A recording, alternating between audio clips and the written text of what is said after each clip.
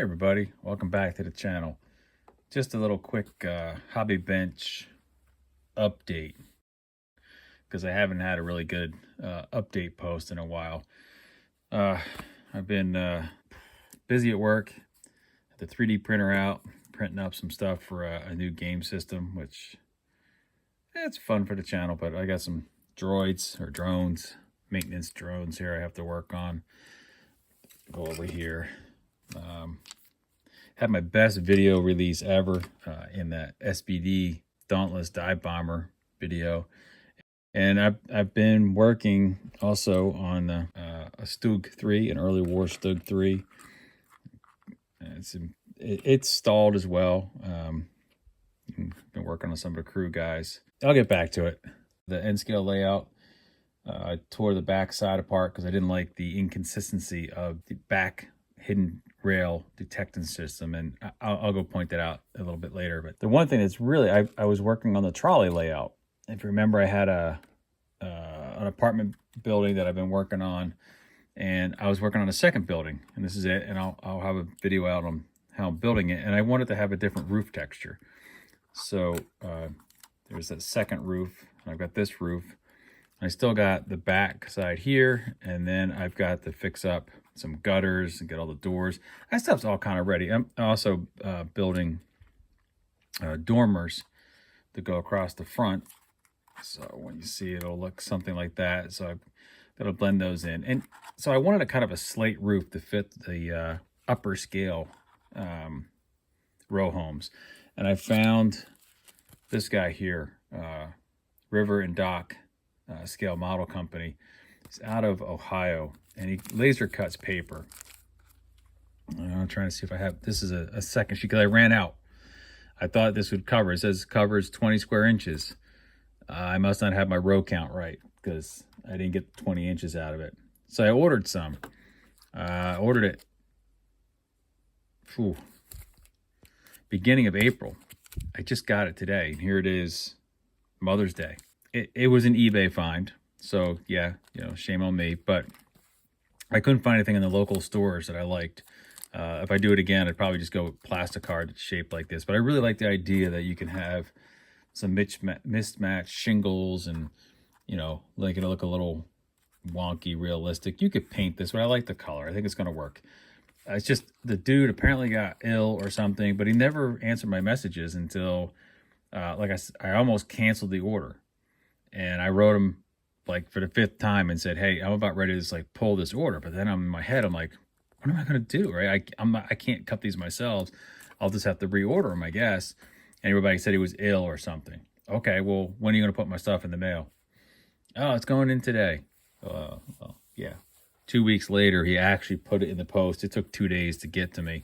So now I have it. So now I can start pushing forward. And I feel like I'm way behind on that simple layout design. I have the electronics ready to go. I've got an old piece of shelving that I need to clean up. I could have done that in the past, but instead I jumped back into hobby. And I could have dove back into the main layout, and I did a little bit. And like I said, I'll show you later the issues I caused myself. But the trolley layout, all I really need to do is space out my buildings. I'm going to build an overpass on one side to hide the end of the track. And then the other side, I don't know what I'm going to do. I need something to block. So maybe I'll go out. I got a model train show coming up next week, and I'll go out and see if I can find a flat for an industrial building and just put an industrial building and have the trolley tuck in behind it. Then I got to build the streets. So it's not a quick fix by any means, but it should be further along. If I had this building done a month ago, I could be starting to work on laying in streets, laying in the track, testing the track, getting these positioned where I want them to do, and starting to do some scenery to build around. But instead, I'm now like 2 months behind. So just a quick update. And just to cap off the video, I'm going to go do a handheld on the backside layout and show what I've been fighting over there as I continue to try and make weekly train runs.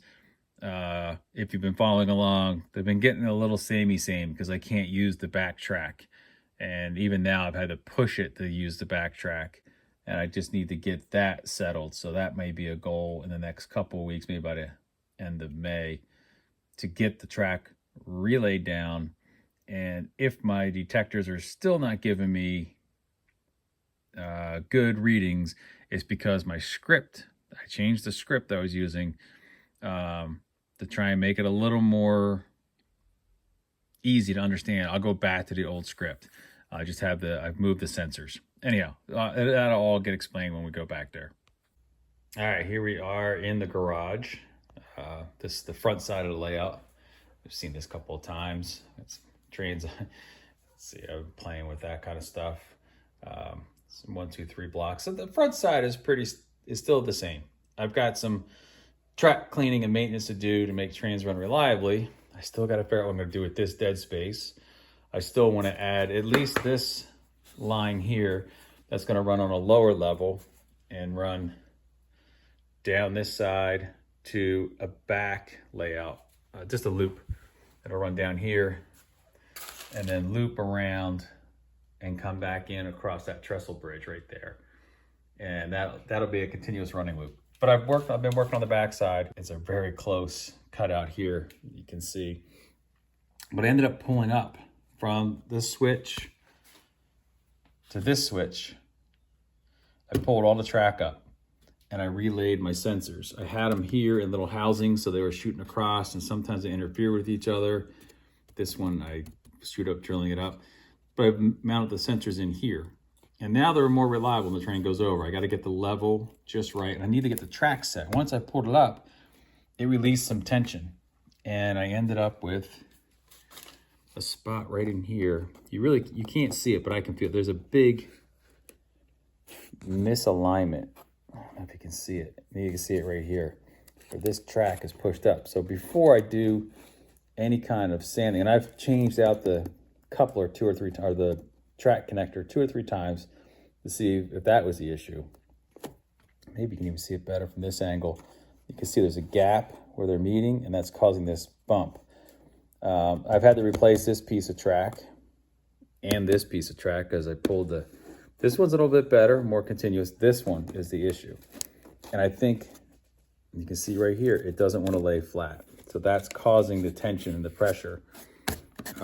Things have shifted and moved around. So I need to reset the track and see if I can fix this. And then once I get that done, I may have to file this down because it's causing derailments, or just really work on this join, maybe buy a piece of expandable track section to put in here. We'll see at the train show. That might be the solution. That's where I am. That's why I haven't seen many layout updates or the new design that I want to build.